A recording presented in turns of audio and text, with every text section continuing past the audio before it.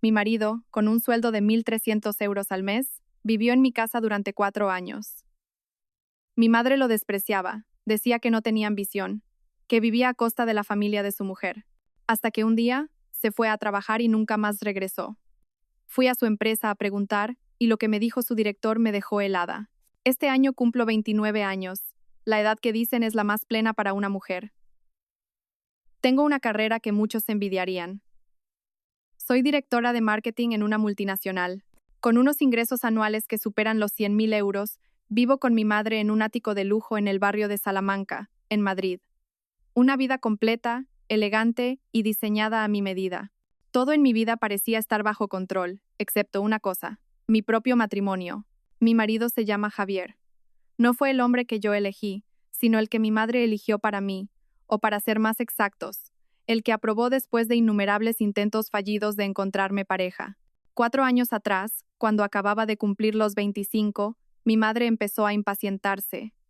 Temía que su hija, tan brillante y exigente, perdiera el tren, y entonces apareció Javier. Era el hijo de una vieja amiga de su pueblo en Extremadura, que había venido a Madrid a trabajar como técnico electrónico en una empresa de componentes. Mi madre se fijó en él no por su talento o su riqueza, sino por su apariencia bondadosa y sencilla, y lo más importante, por su origen humilde. Según mi madre, al casarme con alguien así, su hija no sería maltratada y podría tener el control en casa. En aquel momento, me opuse rotundamente. Yo, una directora de marketing, ¿cómo podría casarme con un simple técnico con un sueldo de 1.300 euros al mes? Era una humillación, pero mi madre usó todas sus artimañas, desde llorar y amenazar hasta declarar que me desheredaría si no obedecía.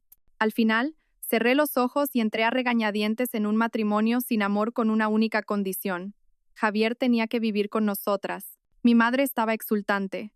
Creía que obligar a Javier a vivir en nuestra casa afirmaba la posición de nuestra familia y era una forma de probar si era un cazafortunas. Durante 4 años, Javier vivió en esta casa cumpliendo el papel de un yerno residente, o incluso menos que eso. Nunca se sentó en la misma mesa en las cenas familiares importantes. Nunca fue presentado formalmente a mis amigos o socios.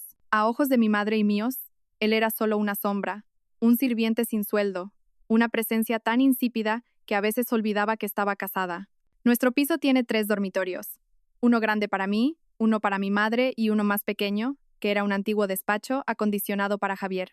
Desde la misma noche de bodas, le dije sin rodeos: tú y yo dormimos en habitaciones separadas. No entres en mi cuarto sin mi permiso. Él solo asintió en silencio, sin una palabra de protesta, sin una sola pregunta. Su aceptación, tan fácil y sorprendente, solo aumentó mi desprecio. Un hombre sin amor propio, sin opinión. Nuestra vida transcurría en una frialdad extrema. Durante el día, me sumergía en el trabajo, en reuniones, viajes de negocios y fiestas lujosas. Proyectaba la imagen de una mujer soltera, exitosa y atractiva. Nadie en mi empresa sabía que estaba casada. No llevaba anillo de bodas y nunca mencionaba la palabra familia. Al volver a casa por la noche, encontraba a Javier en la cocina, atareado preparando la cena. La mesa solía ser para 3, pero el ambiente era tan pesado como si hubiera una docena de personas. Mi madre y yo hablábamos de trabajo, de compras, de los hombres ricos que me pretendían. Javier comía en silencio y luego, sin decir nada, recogía la mesa y fregaba los platos. Era como una máquina programada, sin emociones, sin quejas. Nunca le pregunté por su trabajo, sus amigos o su familia en el pueblo. No me importaba. En el fondo, siempre consideré este matrimonio como una parada temporal. Estaba esperando a que apareciera un hombre verdaderamente digno de mí. Alguien que pudiera estar a mi lado en la cima del éxito. Cuando eso ocurriera, no dudaría en echar a patadas a ese técnico insignificante de mi vida.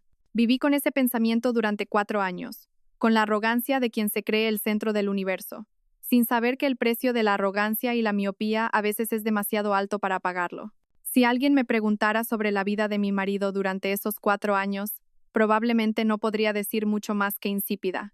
Pero si me preguntaran sobre las cosas que hizo por mi madre y por mí, podría recitar una lista interminable.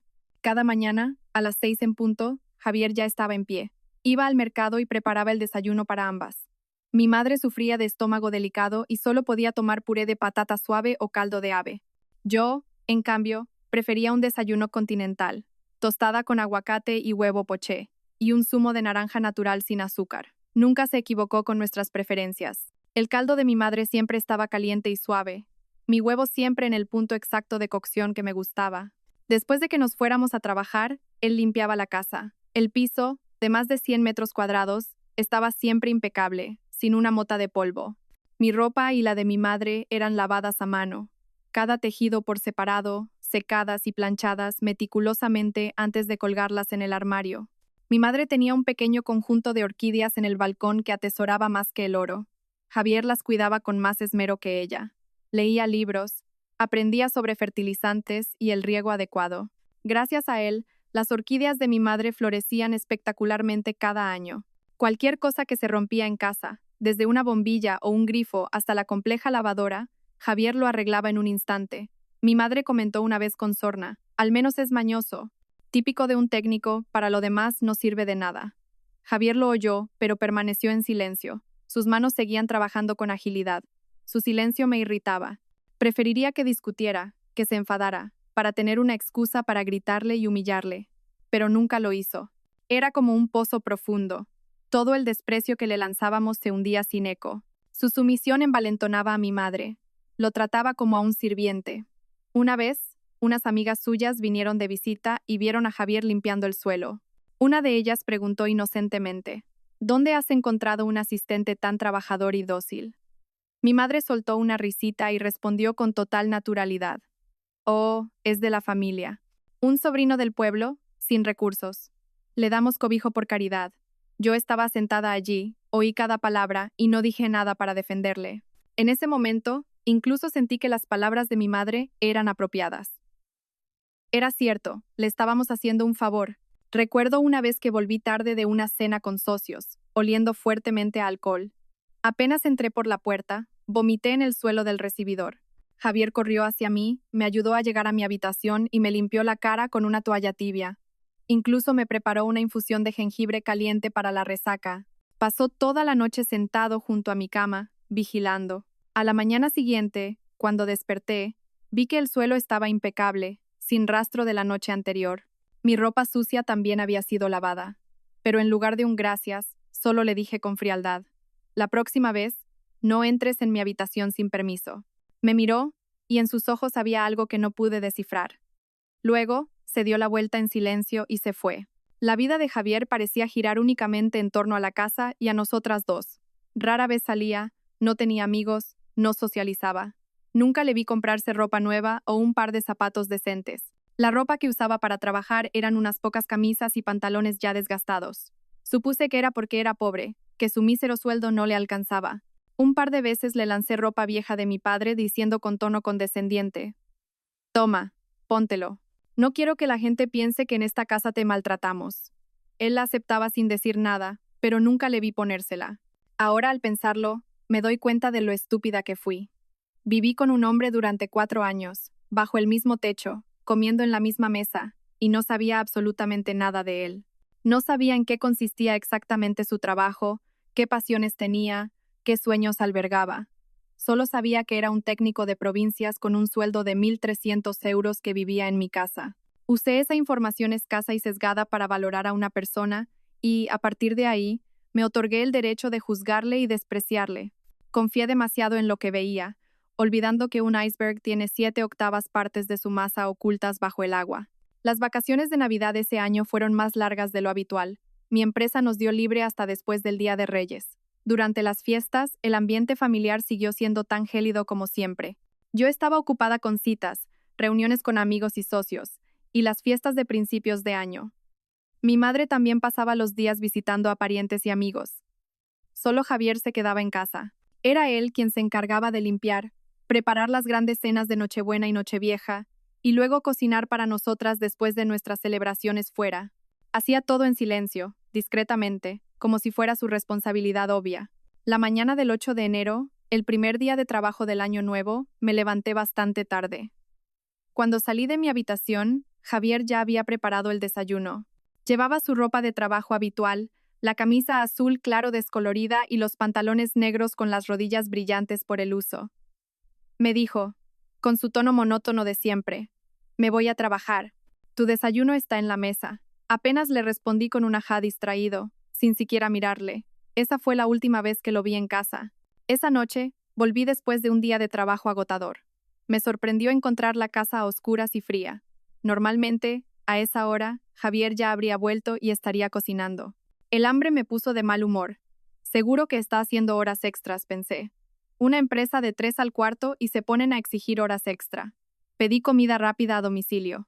Comí algo rápido y me fui a mi despacho a seguir trabajando. Mi madre llegó más tarde y, al ver la casa vacía, refunfuñó un poco y lo dejó pasar. Ella también pensó que Javier estaría ocupado en el trabajo. Ni a mí ni a mi madre nos preocupó lo más mínimo. Su ausencia simplemente causaba una pequeña inconveniencia en nuestra rutina. Pero al día siguiente Javier tampoco volvió. Nadie preparó el desayuno. La casa empezaba a mostrar signos de desorden. Mi madre comenzó a inquietarse. Caminaba de un lado a otro por el salón, murmurando. ¿Y si le ha pasado algo por el camino? ¿Habrá tenido un accidente? No te preocupes por nada, mamá, le dije con desdén. Seguro que se ha enfadado por algo y se ha ido a su pueblo a quejarse. Es un hombre que vive a costa de su mujer, no tiene orgullo. Déjalo. En unos días, cuando se quede sin dinero, volverá arrastrándose. Mis palabras parecieron tranquilizar a mi madre, o quizás ella también quería creerlo, pero en el fondo, una vaga sensación de inquietud comenzó a crecer en mí. Intenté ignorarla, diciéndome que no tenía nada de qué preocuparme. Si desaparecía, mejor. Tendría una excusa legítima para pedir el divorcio. Un marido irresponsable que abandona el hogar sin decir una palabra. El guión era perfecto. Sin embargo, mi dureza solo duró hasta el tercer día. Javier seguía sin dar señales de vida. Intenté llamar a su móvil varias veces, pero solo escuchaba la voz impersonal del operador. El número al que llama no está disponible en este momento. La casa, sin su presencia silenciosa, se sentía extrañamente vacía y fría. Las tareas anónimas que él realizaba a diario ahora no tenían a nadie que las hiciera. Y su ausencia comenzó a manifestarse, creando un caos lento pero seguro. Mi indiferencia inicial se desvaneció, reemplazada por irritación, frustración y algo parecido a la preocupación. No quería admitir este sentimiento, pero crecía con cada hora, cada minuto que él no estaba en casa. El caos no llegó como un huracán, sino que se infiltró en nuestras vidas como el moho, de forma lenta y persistente. Los primeros días que Javier desapareció, el mayor problema era la comida. Ni mi madre ni yo estábamos acostumbradas a cocinar. Las comidas caseras se convirtieron en un lujo. Empezamos a pedir comida a domicilio, pero incluso los platos más caros y exquisitos se volvían cansinos. No podían compararse con la comida sencilla y sabrosa que Javier solía preparar. Mi madre empezó a quejarse de que sus dolores de estómago habían vuelto. Luego vino la limpieza. La pila de ropa sucia en el cesto crecía como una montaña. El suelo empezaba a sentirse arenoso bajo los pies. Nadie quería fregar los platos, que se acumulaban en el fregadero. Las orquídeas de mi madre empezaron a mostrar signos de marchitamiento por falta de cuidados. Todo el orden y la pulcritud que Javier había mantenido en silencio durante 4 años se derrumbaron por completo. Nuestro lujoso ático parecía una posilga. Esa mañana, mientras me preparaba apresuradamente para ir a trabajar, el calentador de agua de mi baño se estropeó. El chorro de agua helada me hizo estremecer. Molesta, me envolví en una toalla y salí corriendo a llamar a mi madre. Ella intentó arreglarlo un rato, pero se dio por vencida. Si Javier estuviera aquí, lo arreglaría en un momento, suspiró. ¿A quién llamamos ahora? Sus palabras fueron la chispa que encendió mi ira latente. Ira por mi propia impotencia e ira hacia el hombre que había desaparecido de repente, dejándonos con este desastre. Mamá, deja de mencionarle. Lo espeté. ¿Acaso nos vamos a morir de hambre sin él? Llamaré a un técnico. Malhumorada, busqué el número de un servicio de reparaciones. Casi 1 hora después, llegó el técnico. Lo examinó un rato y soltó sin más. Esto tiene una avería grave. Hay que cambiar varias piezas. Es complicado. El coste será de unos 200 euros. Me quedé de piedra. 200 euros no era un gran problema, pero recordé que una vez el calentador tuvo un problema similar. Javier, con su vieja caja de herramientas, tardó apenas media hora en dejarlo como nuevo. Mi frustración se mezcló con desconcierto. Empecé a darme cuenta de mi dependencia de Javier, una verdad que nunca antes había querido admitir. No era solo un marido de nombre, era un mayordomo, un chef, un técnico de reparaciones, un jardinero. todo en uno. Había gestionado todo tan perfectamente que mi madre y yo lo dábamos por sentado. Ahora que se había ido, nos dábamos cuenta de que habíamos perdido un pilar fundamental. Mi ira inicial se transformó en una preocupación real, no por él, sino por mi propia vida. ¿Y si no volvía? ¿Íbamos a vivir así para siempre? El orgullo de una directora de éxito no me permitía admitir que lo necesitaba. Seguía haciéndome la fuerte delante de mi madre, diciéndole que podía solucionarlo todo. Pero cada noche, tumbada en mi espaciosa habitación, escuchando el tic-tac monótono del reloj, sentía un vacío aterrador. La ansiedad crecía, como una bestia salvaje devorando mi calma. Me di cuenta de que tenía que hacer algo. No podía quedarme esperando en vano. Mi paciencia y la de mi madre llegaron a su límite en la mañana del quinto día desde que Javier se fue. La noche anterior, la bombilla del salón se fundió. Todo el espacio quedó sumido en una penumbra opresiva. Mi madre tropezó con el borde de una mesa y casi se cae. Mientras se frotaba la pierna, no paraba de quejarse. No puedo más. Llama a su empresa ahora mismo. Pregunta si ha ido a trabajar o si se ha escapado a algún sitio. Tenemos que aclarar esto de una vez por todas, me ordenó mi madre con voz áspera. En realidad, ya había pensado en ello, pero mi orgullo me lo impedía. Llamar a la empresa de mi marido para preguntar dónde estaba era como airear mis trapos sucios, admitir mi fracaso en la gestión de mi propia familia.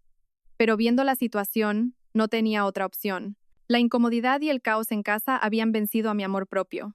Entré en mi habitación, cerré la puerta y busqué en mis contactos el número de la oficina de la empresa de Javier. Era un número que nunca había marcado, guardado desde los preparativos de la boda. Mi corazón latió un poco más rápido mientras pulsaba el botón de llamada. Me dije a mí misma que debía mantener la calma, hablar con la actitud de una superiora que verifica a un subordinado. Tras unos tonos, una voz joven y femenina respondió. Electrónica Teca, dígame. Aclaré mi garganta, intentando sonar profesional. Hola, soy Sofía. Me gustaría hacer una consulta sobre uno de sus empleados, el señor Javier García, del departamento técnico. Disculpe, ¿es usted familiar del señor García?, preguntó la recepcionista educadamente. La pregunta me dejó en blanco por un segundo. ¿Familiar? Soy su esposa. Pero nunca había querido admitirlo ante extraños.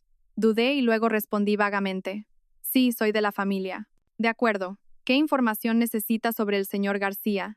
Quisiera saber si el señor García ha estado viniendo a trabajar estos últimos días. ¿Y cuál es su horario? Fui directa al grano.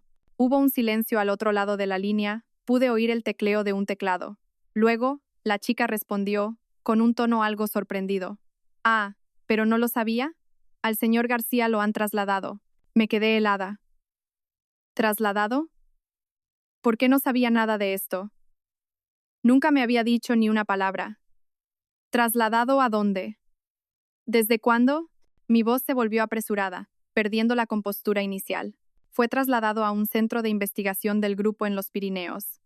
La decisión se tomó antes de Navidad. Después de las fiestas ya no trabaja aquí.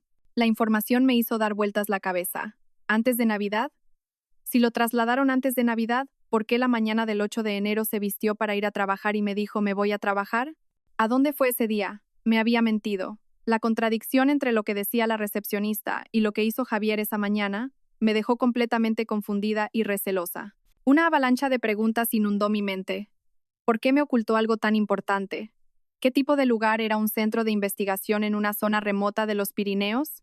¿Podría darme más detalles? Sobre su nuevo puesto o cómo contactar con él, intenté sonsacarle más. Lo siento, señora, de eso no sé nada. Es un traslado interno gestionado desde la sede central, clasificado como confidencial. Aquí en la sucursal no tenemos mucha información. Solo sé que se ha ido para un proyecto muy importante. Confidencial, importante. Esas dos palabras resonaban en mi cabeza. ¿Qué proyecto importante y confidencial podría tener un simple técnico?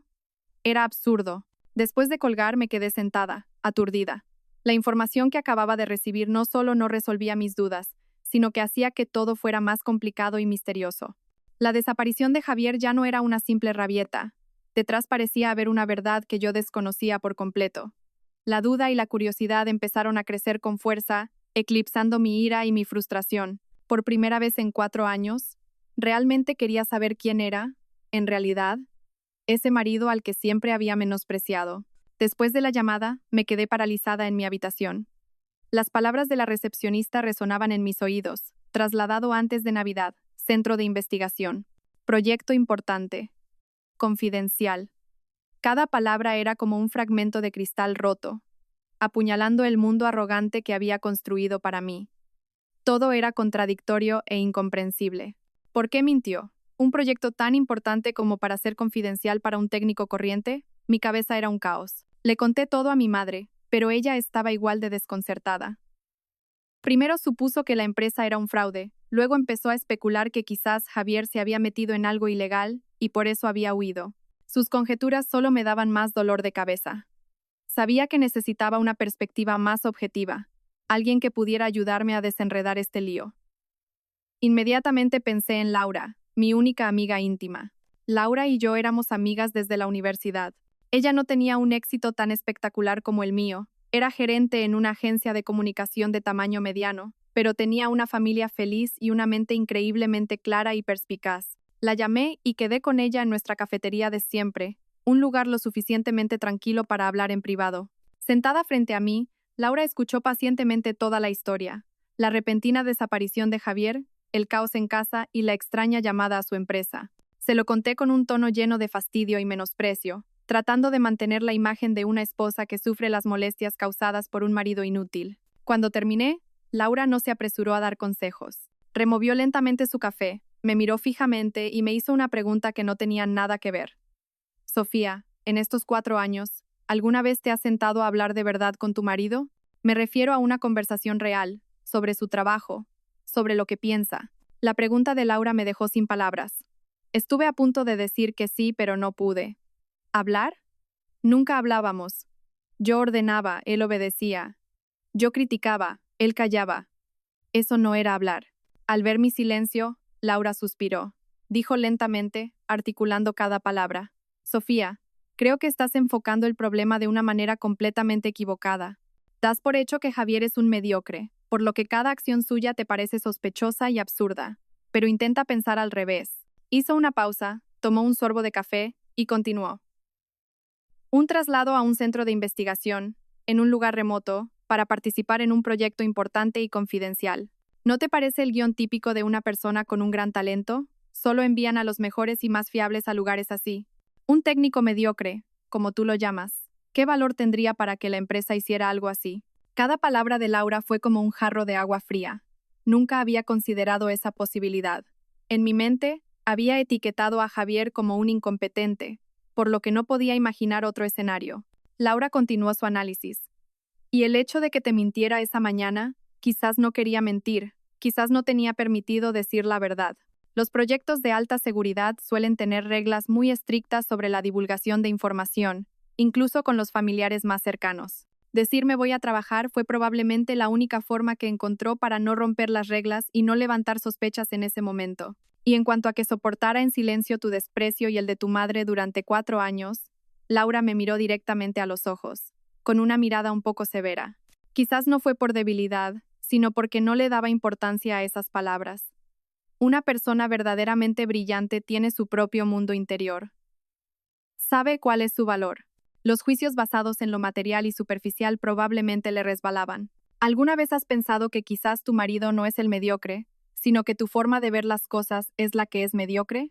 La última frase de Laura fue como un martillazo a mi orgullo. Me quedé sin palabras, incapaz de replicar. Era la primera vez en mi vida que alguien me decía que mi perspectiva era mediocre. Siempre me había enorgullecido de mi inteligencia y mi agudeza. Pero a través de las palabras de Laura, de repente me vi como una rana en el fondo de un pozo, viendo el cielo solo a través de la estrecha abertura de mi arrogancia. La conversación con Laura no resolvió el problema, pero me abrió una puerta a una hipótesis que nunca me había atrevido a considerar. El mundo en el que mi marido no era quien yo siempre había pensado. Volví a casa después de mi encuentro con Laura, con la cabeza hecha un lío. Sus palabras no dejaban de dar vueltas en mi mente, obligándome a reexaminar mis 4 años de matrimonio bajo una luz completamente diferente. Entré en la habitación de Javier, por primera vez en mucho tiempo sin la intención de dar una orden o criticar. La pequeña habitación estaba sorprendentemente ordenada y sencilla. Todo estaba en su sitio. Mi mirada se posó en la pequeña estantería de la esquina. Nunca antes le había prestado atención a lo que leía. Suponía que un técnico como él leería como mucho viejos manuales o novelas baratas. Pero al mirar de cerca, me quedé asombrada. En la estantería no había lo que yo imaginaba. Eran gruesos libros de texto especializados, de tapa dura, con títulos que apenas podía pronunciar. Inteligencia artificial, un enfoque moderno, teoría de la computación cuántica, estructuras de datos y algoritmos avanzados. Todos eran ediciones en inglés, llenos de texto denso. OGE1.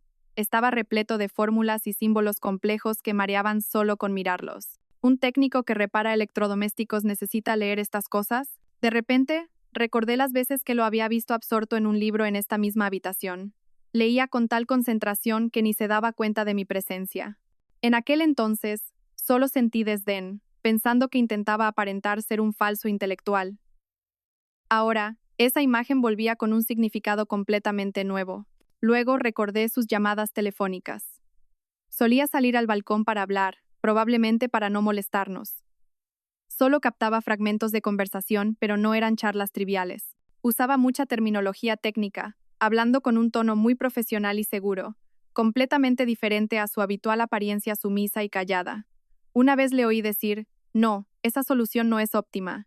Tenemos que refactorizar todo el módulo de procesamiento principal, centrarnos en reducir la complejidad del algoritmo recursivo. En ese momento, no entendí nada y me pareció ridículo. Ahora, pensándolo bien, la ridícula era yo. Otro recuerdo me vino a la mente. Fue la vez que mi portátil de alta gama se estropeó, perdiendo todos los datos importantes justo antes de una presentación crucial. Llamé desesperada al soporte técnico de mi empresa, pero me dijeron que tardarían al menos un día en solucionarlo. Mientras estaba desesperada, Javier tomó el portátil en silencio.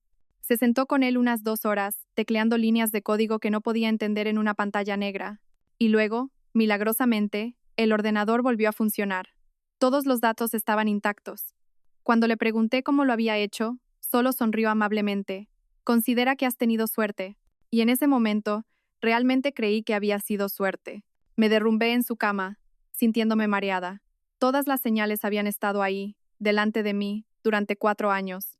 Tan claras, pero yo no las había visto. O mejor dicho, me había negado a verlas. Mi arrogancia y mis prejuicios me habían cegado, haciéndome ver solo la imagen de Javier que yo misma había creado, un chico de pueblo, con una educación normal y un trabajo mediocre. Temblorosa, abrí mi teléfono y busqué su perfil en redes sociales. Rara vez publicaba algo, solo unas pocas fotos de paisajes al año, pero mi mirada se detuvo en una publicación de hacía más de un año. Era una foto de una vasta playa al atardecer. Debajo, un breve pie de foto. Mar ancho para que el pez salte, cielo alto para que el pájaro vuele. Si hubiera leído esta frase antes, probablemente me habría reído de su cursilería. Pero leyéndola ahora, en estas circunstancias, me sonó como un suspiro, un anhelo de libertad reprimida. ¿Acaso esta casa, este matrimonio, era la jaula que lo había aprisionado? ¿Y su partida era su forma de buscar su propio mar ancho y cielo alto? De repente me di cuenta de que no entendía nada de este hombre. Absolutamente nada. Esa noche no pude dormir. Los fragmentos de recuerdos y las especulaciones giraban en mi cabeza, creando un torbellino de caos. La imagen del marido sumiso y callado que conocí durante 4 años y la imagen de un genio de la tecnología oculto que Laura había esbozado luchaban entre sí. No sabía cuál era el verdadero Javier. La sensación de no saber, de no tener el control, me resultaba insoportable a mí, una persona que siempre había creído tenerlo todo bajo control. A la mañana siguiente, me desperté con ojeras, pero con una decisión clara en mi mente. No podía seguir adivinando. No podía vivir en esta incertidumbre un día más. Tenía que descubrir la verdad. La verdad sobre quién era Javier, sobre su trabajo y sobre por qué se había ido de una manera tan silenciosa. Me paré frente al espejo, mirando mi reflejo. Mi rostro estaba cansado, pero mis ojos estaban llenos de determinación. Ya no sentía ira por las molestias que Javier había causado. En su lugar había un impulso poderoso, una curiosidad sin precedentes por el hombre al que llamaba mi marido. No nacía del amor o la preocupación, sino de mi propio orgullo herido. ¿Cómo podía aceptar que me hubieran engañado, o peor aún, que me hubiera engañado a mí misma durante tanto tiempo? Decidí tomarme el día libre.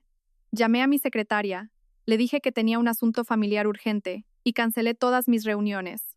Esto era algo casi sin precedentes. Para mí, el trabajo siempre había sido la prioridad número 1, pero hoy había algo más importante: encontrar respuestas. Abrí mi armario, eligiendo mi atuendo con cuidado. No escogí los elegantes vestidos de oficina ni los caros trajes de diseño. Opté por un traje de chaqueta negro, de corte sencillo pero elegante, combinado con una camisa blanca. Quería parecer fuerte, profesional e imposible de subestimar. Esto no era la visita de una esposa buscando a su marido. Era la misión de una directora en busca de información. Me maquillé ligeramente, lo suficiente para ocultar el cansancio y resaltar la agudeza de mi mirada. Tenía que estar en una posición de control, la de alguien que interroga, no la de alguien que suplica. Cuando salí al salón, mi madre preguntó sorprendida: ¿A dónde vas tan formal? ¿No te habías tomado el día libre? Voy a la empresa de Javier, respondí con calma, sin un atisbo de duda. Necesito hablar con su superior y aclarar las cosas. Mi madre parecía preocupada. ¿Crees que funcionará? ¿Y si no te reciben? Mejor esperamos a ver qué pasa. No puedo esperar más, la interrumpí. Cuanto más espero, menos sé. Quédate tranquila en casa, mamá. Yo lo solucionaré. Dicho esto, cogí mi bolso y salí. Al ponerme los tacones y escuchar su sonido firme contra el suelo, me sentí como una guerrera preparándose para la batalla. Una batalla para encontrar la verdad y para enfrentarme a mi propia estupidez. Sin importar el resultado, sin importar cuán cruel fuera la verdad, tenía que saberla. El edificio de oficinas donde se encontraba la empresa de Javier no era grandioso, pero sí bastante decente, situado en una calle principal. Entré en el vestíbulo. El ambiente de trabajo era profesional y más serio de lo que había imaginado. Fui directamente al mostrador de recepción. La chica que estaba allí levantó la vista y reconocí la voz que había oído por teléfono. Hola, soy Sofía. La llamé ayer por la mañana para preguntar por el señor Javier García, dije con firmeza, colocando mi tarjeta de visita sobre el mostrador. El título de directora de marketing en la tarjeta parecía tener cierto peso. La recepcionista se sorprendió un poco por mi aparición. Miró la tarjeta y luego a mí, algo desconcertada. Ah, sí, hola.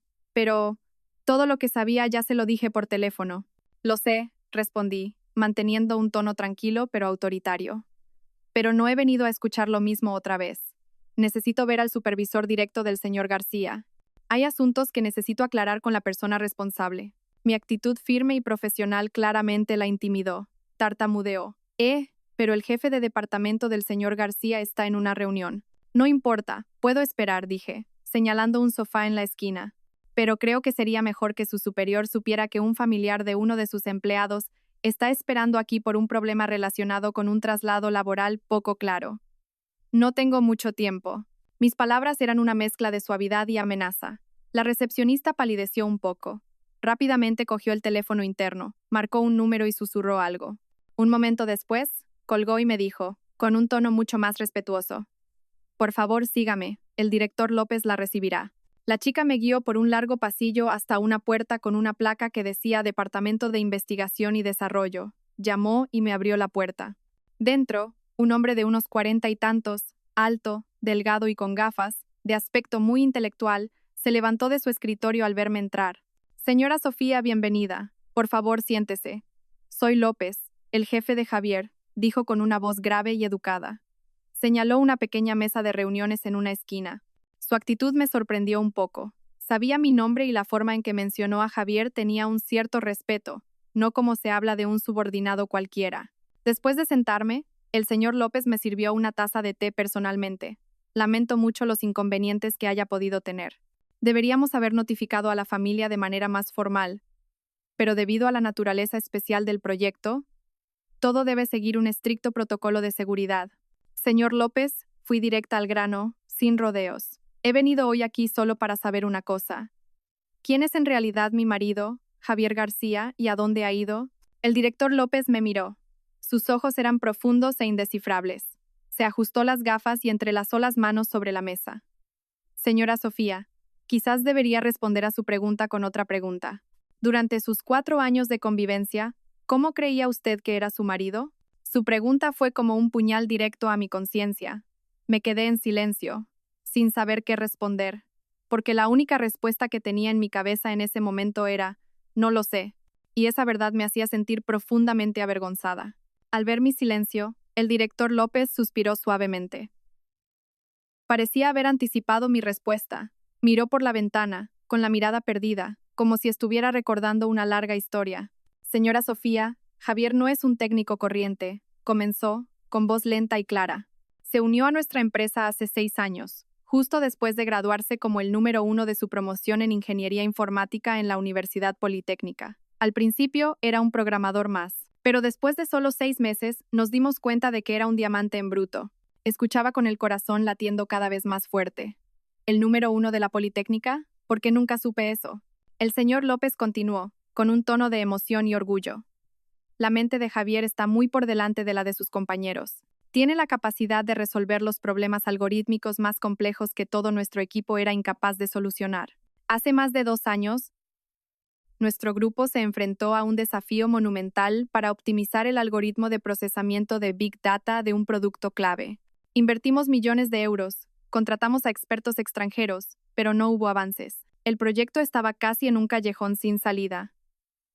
Hizo una pausa, tomó un sorbo de té y me miró directamente. Fue Javier, cuando casi todos se habían rendido, quien encontró por sí solo un enfoque completamente nuevo. Desarrolló y demostró un algoritmo revolucionario que no solo resolvió el problema, sino que multiplicó por 10 el rendimiento del sistema. Su descubrimiento le ahorró a la corporación decenas, si no cientos, de millones de euros en costes de I+D, y al mismo tiempo nos dio una ventaja competitiva absoluta en el mercado. Mi cabeza zumbaba. ¿Cientos de millones de euros? ¿El hombre al que yo llamaba inútil y mantenido era el creador de un valor tan inmenso? No podía creer lo que estaba escuchando. Era demasiado surrealista, demasiado absurdo. Entonces, ¿y el sueldo de 1.300 euros al mes? Pregunté tontamente. Era el único clavo ardiendo al que podía aferrarme para mantener mi vieja percepción. El director López sonrió levemente, una sonrisa algo compasiva. Ese es el salario base en su contrato laboral con la sucursal de Madrid. Fue una petición del propio Javier. No quería llamar la atención. Todas las bonificaciones del proyecto, las opciones sobre acciones y otros ingresos para un experto de su nivel son pagados directamente por la sede central de la corporación en el extranjero. No sé la cifra exacta, pero puedo decirle que es suficiente para comprar varios pisos como en el que usted vive. Me quedé helada. Todo se derrumbó ante mis ojos. Mi arrogancia, mi desprecio, los insultos que le había dirigido durante 4 años volvieron a mí, afilados como cuchillos, desgarrando mi alma. Mi madre y yo habíamos vivido en esa casa, posiblemente gastando el dinero que él ganaba, mientras no dejábamos de humillarle y menospreciarle. No hay estupidez comparable a esta. Javier es un genio, concluyó el director López, pero es un genio silencioso. Nunca presume, nunca exige. Solo quiere centrarse en su investigación, hacer el trabajo que le apasiona. Intentamos proteger su verdadera identidad a petición suya. Respetamos mucho su privacidad. Me miró con una mirada cargada de significado. Quizás respetamos demasiado su privacidad hasta el punto de que ni siquiera su esposa, después de 4 años, sabía nada. Las palabras del señor López no eran una reprimenda, pero para mí dolieron más que una bofetada. Me quedé inmóvil en la silla, sintiendo como si todos los sonidos a mi alrededor se hubieran apagado. Solo sus palabras resonaban, clavándose en cada rincón de mi mente. Genio número 1 de la Politécnica. Cientos de millones, ingresos enormes. Esos conceptos eran completamente ajenos, imposibles de asociar con la imagen del marido sumiso de mis recuerdos. Al ver mi palidez, el director López continuó. Su voz se volvió más seria. La razón por la que le cuento todo esto hoy no es para interferir en sus asuntos familiares, sino porque creo que tiene derecho a saber el verdadero motivo de la marcha de Javier. Hizo una pausa, como para darme tiempo a asimilar el shock. Después del éxito de ese proyecto, el talento de Javier fue reconocido por los más altos directivos del grupo. Al mismo tiempo, también atrajo la atención de ciertos organismos gubernamentales. Hace unos meses, fue seleccionado personalmente para participar en un proyecto tecnológico estratégico de interés nacional. Es un proyecto crucial que tendrá un gran impacto en la seguridad y el desarrollo tecnológico del país en el futuro. Proyecto de interés nacional. La escala de la historia superaba con creces mi imaginación. De un asunto familiar trivial, ahora se trataba de cuestiones tan importantes que nunca podría haber concebido. Este proyecto se encuentra en un centro de investigación aislado en los Pirineos, bajo estricta seguridad, explicó el señor López. Todos los miembros son expertos de primer nivel, seleccionados meticulosamente. Y debido a su naturaleza de alto secreto, todos deben firmar un acuerdo de confidencialidad especial. Me miró fijamente, enfatizando cada palabra. Javier tuvo que firmar un acuerdo por un periodo de 6 años. Durante esos 6 años, tendrá que vivir y trabajar completamente dentro del área del proyecto, sin acceso a dispositivos de comunicación personal, sin contacto con el mundo exterior y con la prohibición absoluta de revelar cualquier información, incluso a su familia. Todas las comunicaciones son controladas. Es un sacrificio enorme, pero es un requisito indispensable para garantizar la seguridad del proyecto y de los propios participantes. 6 años. Esa cifra fue otro martillazo en mi cabeza. 6 años sin comunicación, sin verse. Eso significaba que su desaparición no era temporal, era una despedida premeditada. Una despedida más larga que todo el tiempo que habíamos estado casados. Entonces, ¿por qué? ¿Por qué la mañana del 8 de enero dijo que se iba a trabajar? Pregunté con voz temblorosa. Era la última duda que me quedaba. El director López asintió levemente, como si entendiera mi pregunta. Según el calendario, debía presentarse en el centro el día 9. El traslado y todos los trámites se completaron antes de Navidad. La mañana del 8 de enero fue probablemente un tiempo que se tomó para sí mismo. Quizás quería ver por última vez el lugar donde había vivido. No estoy seguro, pero creo que fue una despedida silenciosa. No podía decirle la verdad porque eso habría violado el acuerdo de confidencialidad desde el primer momento. Una despedida silenciosa. Esas palabras me provocaron un dolor sordo en el corazón. Recordé esa mañana, él parado en la puerta diciendo, «Me voy a trabajar», con una voz tan tranquila como siempre. Y yo le respondí con una ja indiferente, sin siquiera girarme a mirarle. No sabía que esa sería la última vez. Me había perdido la única despedida que podía ofrecerme. Mi indiferencia de entonces se convirtió ahora en un pecado imperdonable. No recuerdo cómo salí de la empresa de Javier y conduje hasta casa. Todo a mi alrededor parecía borroso, reducido a un color grisáceo. El camino familiar de todos los días de repente se sentía extraño. El tráfico denso, el sonido de los claxones, todo quedó atrás. Incapaz de tocar mi mundo interior en ruinas. Me senté al volante, con las manos apretadas con tanta fuerza que mis nudillos se pusieron blancos, pero sin sentir fuerza en mi cuerpo. Mi mente era un caos de imágenes y sonidos. La imagen de Javier atareado en la cocina, limpiando el suelo en silencio, cuidando con esmero las orquídeas. La imagen de él leyendo esos libros gruesos, con el rostro concentrado y apasionado. La imagen de su sonrisa amable después de arreglar mi portátil. Intercaladas, las palabras del director López, genio, número 1, cientos de millones, proyecto nacional, 6 años. Esas dos corrientes de imágenes y sonidos chocaban entre sí, destrozando todo en lo que alguna vez había creído. Estupidez. Era la única palabra que podía usar para describirme en ese momento. Una estupidez inimaginable. Yo, una directora de marketing, que siempre se había enorgullecido de su capacidad para juzgar a las personas, de su agudeza para evaluar a los socios, había vivido junto a un diamante y había insistido en que era un simple guijarro.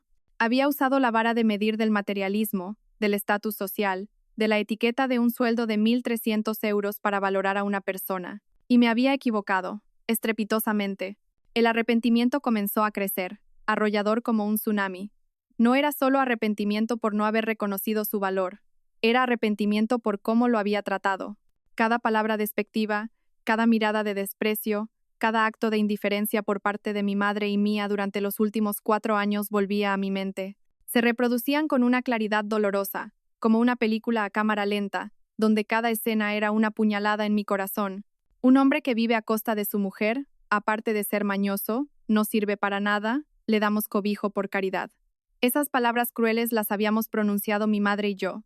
Habíamos pisoteado la dignidad de una persona, un genio, alguien que probablemente había sostenido a esta familia en silencio, todo por nuestra arrogancia y miopía. La vergüenza me envolvió, una vergüenza tan humillante que solo quería encontrar un agujero donde esconderme. ¿Cómo pudo soportar todo eso? ¿Por qué nunca se defendió? ¿Acaso su silencio no era debilidad, sino un profundo desprecio por mi mundo mezquino y materialista? El coche se detuvo ante la entrada del garaje del edificio. Me quedé sentada en el coche durante mucho tiempo, sin querer salir, sin querer enfrentarme a la realidad. La casa de arriba, que una vez fue mi hogar, ahora me parecía la escena de un crimen, donde había infligido un daño irreparable a ese hombre. El dolor en mi pecho se hacía cada vez más agudo. No era intenso, sino un dolor sordo y persistente, como si miles de agujas estuvieran pinchando mi corazón. Sabía que este era el precio que tenía que pagar, y esto era solo el principio. Abrí la puerta y entré. La casa seguía desordenada y fría.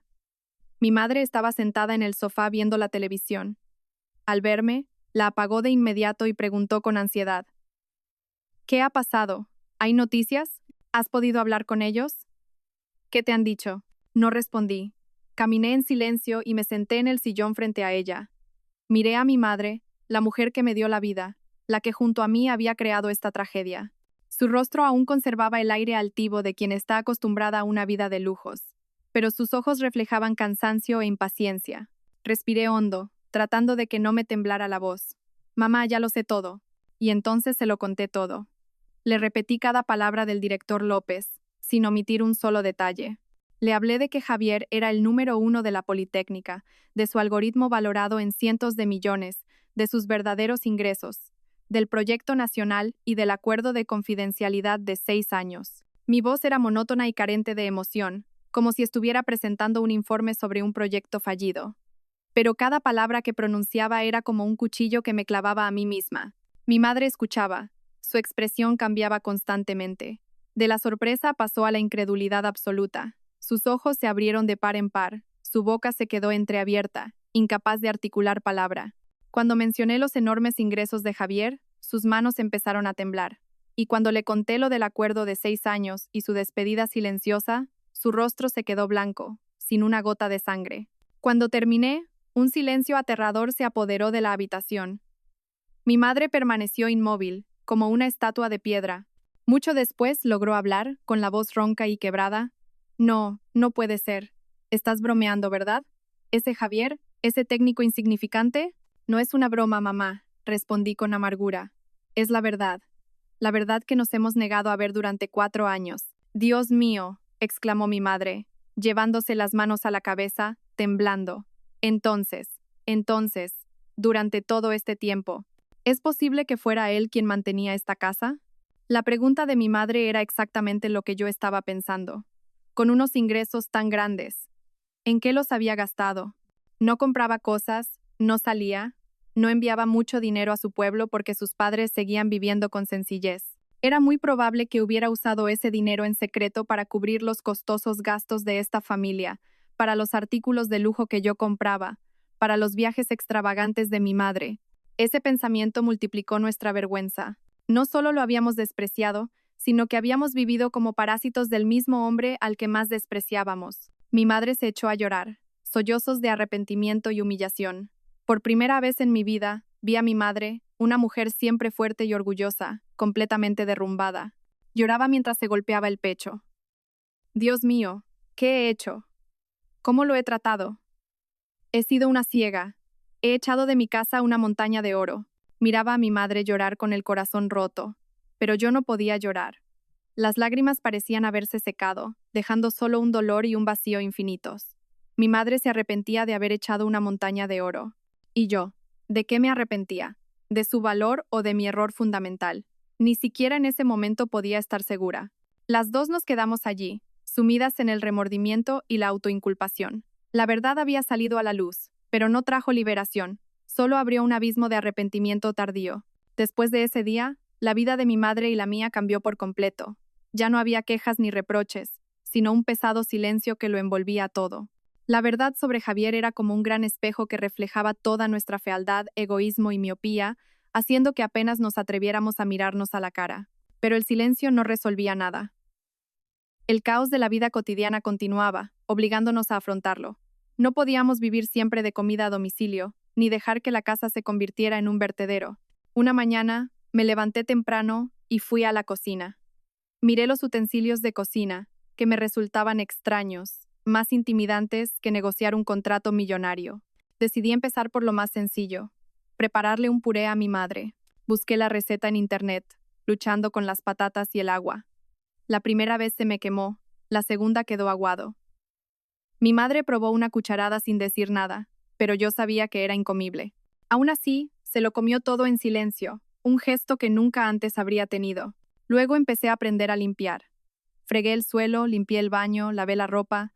Tareas que antes consideraba insignificantes ahora me dejaban exhausta. Mis manos, acostumbradas solo a teclear y firmar cheques, empezaron a mostrar callos y a doler. Una vez, no supe cómo usar la lavadora y tuve que llamar al servicio de atención al cliente. La empleada al otro lado de la línea debió de pensar que yo era un bicho raro. Mi madre también cambió.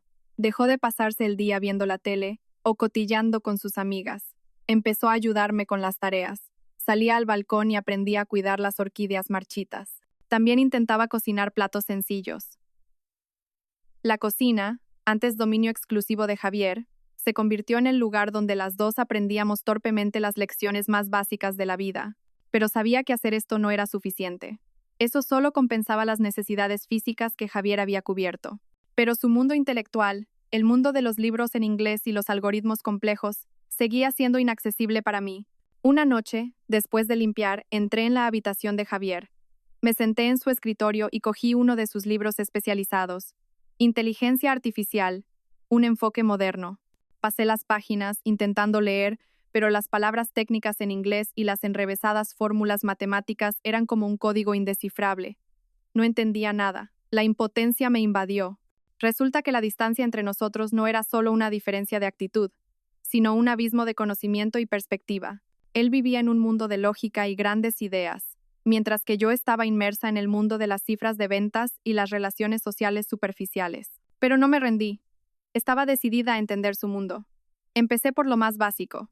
Me inscribí en un curso online de informática para principiantes. Compré libros de introducción a la inteligencia artificial y la programación. De día trabajaba, y de noche estudiaba y leía. Muchas noches me quedaba despierta hasta tarde, con la cabeza dándome vueltas con conceptos nuevos. Hice todo esto no con la esperanza de que volviera y me perdonara. Sabía que eso era imposible. Lo hacía como un acto de penitencia, un esfuerzo tardío por acercarme a su verdadero yo, para poder decirme a mí misma que al menos lo había intentado, aunque fuera después de haberlo perdido para siempre. El tiempo pasó. 4 meses después de descubrir la verdad, la vida de mi madre y la mía había encontrado una nueva rutina, una rutina de arrepentimiento silencioso. La casa ya no estaba desordenada, aunque nunca tan impecable como cuando Javier la cuidaba. Las comidas diarias, aunque sencillas, eran decentes, preparadas por nuestras manos torpes. Yo seguía trabajando, pero ya no me lanzaba a fiestas sin sentido después del trabajo. En su lugar volvía a casa para dedicar tiempo a los libros y a las clases online de tecnología. A pesar de mis esfuerzos, no tenía noticias de Javier. Era como si se hubiera evaporado. Intenté todo lo que pude. Envié correos electrónicos a su antigua dirección de la empresa. Llamé al director López varias veces, pero solo recibí silencio o respuestas predeterminadas. Por motivos de confidencialidad, no podemos proporcionar información. La desesperación reemplazó a la esperanza. Empecé a aceptar que quizás nunca tendría la oportunidad de pedirle perdón.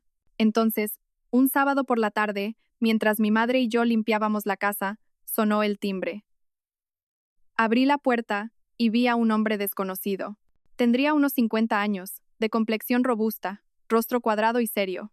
Vestía ropa sencilla pero impecable. Su mirada era penetrante, como si pudiera leer mis pensamientos. Disculpe, ¿es usted la señora Sofía, la esposa del señor Javier García? Preguntó el hombre con voz grave y firme. Mi corazón dio un vuelco. Alguien había venido a buscarme mencionando el nombre de Javier. Sí, soy yo. ¿Quién es usted? Soy Romero, se presentó. Vengo de la unidad de trabajo del señor García. Empecé a temblar. La unidad de Javier. Entonces, por favor pase. Tome un té, tartamudeé. El señor Romero entró, observando la habitación. Sus ojos se detuvieron un momento en la estantería del salón, donde había añadido algunos libros de programación que había comprado. Mi madre salió de la cocina, sorprendida por el visitante. Mamá, este es el señor Romero, un colega de Javier, le presenté. Una vez sentado, el señor Romero fue directo al grano. Señora Sofía, estoy aquí hoy por orden de mis superiores. Hemos registrado varios intentos de contacto por su parte.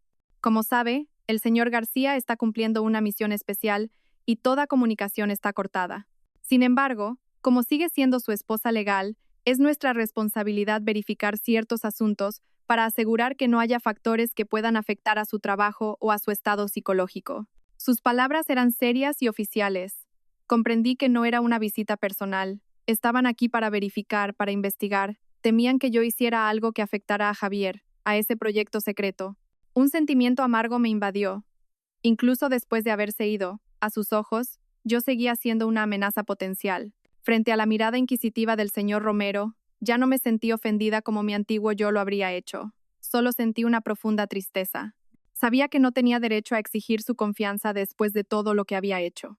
Respiré hondo, miré directamente al señor Romero y hablé, tratando de mantener la calma, pero mi voz temblaba. Señor, lo entiendo. Entiendo las preocupaciones de su unidad, pero por favor, créame, no tengo ninguna intención de afectar el trabajo de Javier. Y entonces, como una presa que se rompe, empecé a desahogarme. No me justifiqué ni me defendí. Le conté toda la historia de los últimos 4 años, mi arrogancia, mi miopía y cómo mi madre y yo habíamos tratado a Javier. Admití que no sabía nada de su verdadero yo hasta que se fue.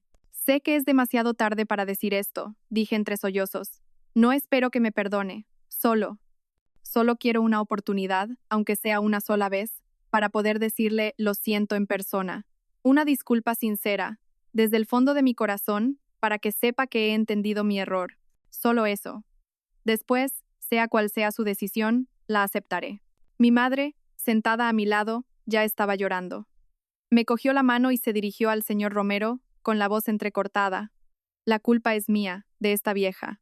Yo presioné a Sofía, yo traté mal a Javier. Es un buen chico, tan bueno y amable. Y yo.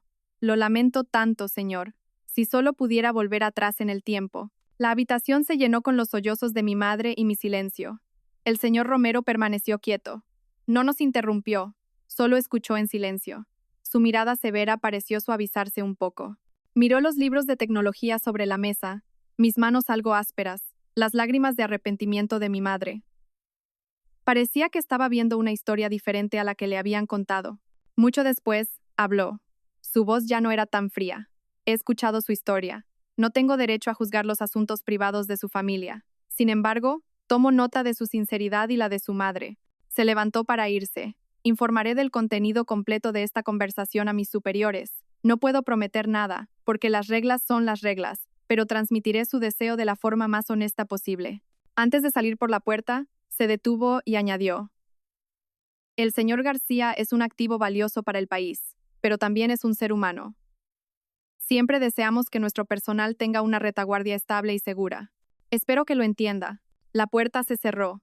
Mi madre y yo nos quedamos en la habitación, con una mezcla de emociones. Las palabras del señor Romero no prometían nada, pero sembraron una pequeña semilla de esperanza en mi corazón, la esperanza de que quizás los milagros aún pudieran ocurrir. Pasó un mes desde el encuentro con el señor Romero, un mes de espera angustiosa.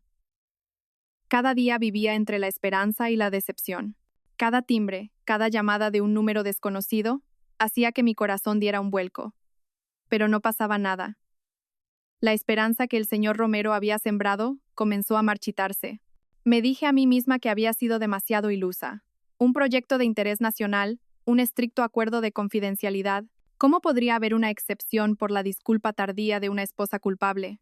Estaba a punto de rendirme cuando, una tarde, exactamente un mes después de su primera visita, el señor Romero apareció de nuevo. Con la misma apariencia seria, pero esta vez sentí algo diferente en su mirada. Señora Sofía, dijo después de sentarse, vengo a comunicarle la decisión de mis superiores. Sentí que mi corazón se detenía. Contuve la respiración. Después de revisar el informe y considerar varios factores, especialmente el factor humano como le mencioné, se ha decidido hacer una excepción especial, dijo lentamente. Tendrá usted una reunión con el señor García. No podía creer lo que oía. ¿De verdad? Tartamudeé. ¿Es cierto? Es cierto, asintió el señor Romero. Pero la reunión tendrá condiciones muy estrictas. Tendrá exactamente 2 horas. Será llevada a un lugar designado y deberá seguir todas nuestras instrucciones. Antes del viaje, deberá firmar otro acuerdo de confidencialidad. No podrá revelar absolutamente nada de lo que vea o escuche a nadie. ¿Está de acuerdo? Estoy de acuerdo con todo, respondí apresuradamente, con los ojos llenos de lágrimas. 2 horas. Solo 2 horas, pero para mí, en ese momento, eran más valiosas que cualquier otra cosa en el mundo. El señor Romero me entregó una carpeta y un bolígrafo. Este es el compromiso. Léalo detenidamente y fírmelo. No necesité leerlo. Con manos temblorosas, firmé mi nombre en cada página. El precio de esas 2 horas era otra atadura legal, pero no dudé ni un segundo. Prepárese, dijo el señor Romero al recoger los documentos. Pasado mañana, un coche vendrá a recogerla a primera hora. Recuerde no llevar ningún dispositivo electrónico, solo lo personal y necesario. Se fue, dejándome sola con una alegría y una ansiedad abrumadoras. Estaba tan feliz que lloré. Por fin tenía una oportunidad. Pero inmediatamente después, la duda me asaltó. ¿Qué le diría? ¿Por dónde empezaría? ¿Sería suficiente una disculpa para 4 años de dolor? Me paré frente a mi armario, mirando mis lujosos trajes, que ahora me parecían ajenos. ¿Qué debía ponerme para verle? ¿Un vestido deslumbrante para demostrarle que me iba bien, o algo sencillo para mostrar mi arrepentimiento? Todo era un caos. Me di cuenta de que mi mayor temor no era que no me perdonara, sino que, frente a él, no fuera capaz de expresar todo lo que sentía. Esa mañana, me desperté antes del amanecer. No había dormido en toda la noche. Elegí la ropa más sencilla que tenía, una camisa blanca y unos pantalones beige. Sin maquillaje, con el pelo recogido. Quería que viera a mi verdadero yo, sin la coraza de la directora arrogante. A la hora acordada, un coche negro sin matrícula estaba aparcado frente al portal. El señor Romero estaba en el asiento del copiloto. Le saludé y me senté en silencio en la parte de atrás. El coche arrancó, llevándome a un destino desconocido. El viaje fue largo, salimos de la bulliciosa ciudad, entramos en la autopista y luego nos desviamos por carreteras nacionales desiertas. El paisaje exterior fue cambiando, de la llanura a las montañas escarpadas de los Pirineos. Después de casi un día de viaje, el coche se desvió por un camino de tierra, flanqueado por un denso bosque. Nos adentramos, pasamos 2 controles de seguridad con soldados armados y finalmente apareció un moderno complejo rodeado de varias capas de vallas de alambre de espino en medio de un valle. El lugar emanaba un aire de solemnidad y misterio. Este era el mundo de Javier. El coche se detuvo frente a un edificio principal. Otro empleado me guió al interior, a través de pasillos largos y silenciosos. Pasé otro control de seguridad antes de que me llevaran a una pequeña habitación. Solo había una mesa y 2 sillas. Sin ventanas, solo la luz blanca de los fluorescentes. «Espere aquí, por favor. Solo tiene 2 horas», dijo el empleado antes de irse y cerrar la puerta. Me senté, con las manos entrelazadas sobre el regazo. Mi corazón latía desbocado. Oí pasos acercándose por el pasillo. La puerta se abrió. Javier entró. Estaba más delgado y moreno, pero se le veía más fuerte y saludable. Llevaba el pelo corto y vestía un mono de trabajo de color azul oscuro.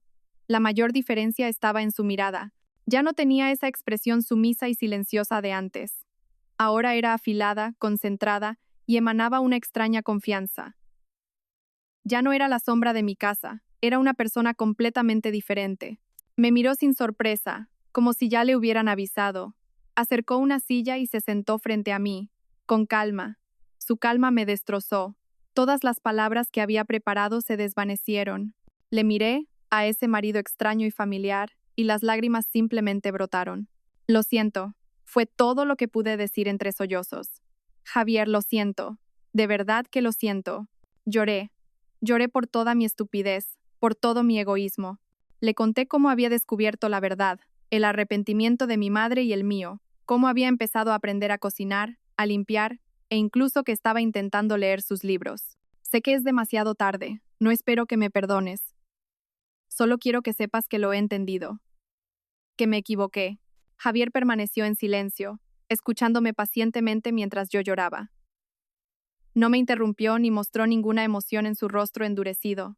Solo me miraba, con esos ojos profundos y tranquilos como un lago en otoño. Ese silencio era más aterrador que cualquier reproche. Cuando se me acabaron las lágrimas y no pude decir nada más, él habló. Su voz era grave y firme, sin el tartamudeo tímido de antes. «Te he oído, y no te culpo, Sofía». Sus palabras me dejaron atónita. ¿No me culpaba? ¿Cómo era posible? Continuó, y cada una de sus palabras fue como una aguja pinchando mi última ilusión. «Entiendo por qué tú y tu madre me tratasteis así.